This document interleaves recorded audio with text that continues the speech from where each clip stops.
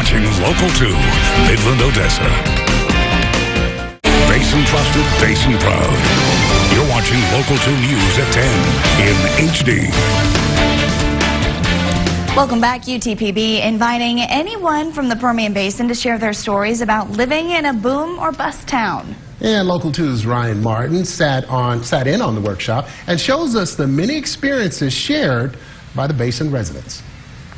Whether you work in the oil and gas industry or never met anyone who does, the Boom or Bust workshop takes many different stories from many different backgrounds across the basin. Desired by a major oil company for Mary Mabry's never been directly impacted by the Permian Basin oil economy due to her job profession, but she says it's eye-opening to share stories with those who have. I don't get exposed to all these things that are going on out there, but I do hear about them. But it's interesting to see people who have actually had those experiences.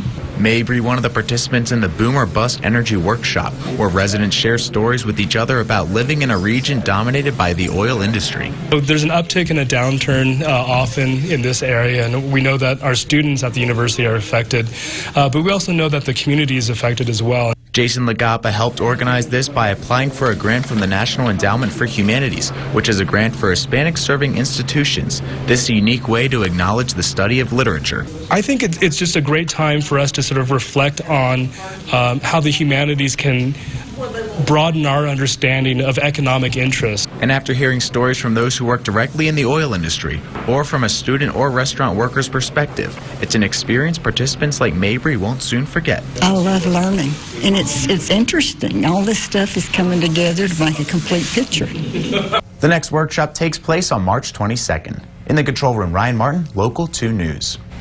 All right, Ryan.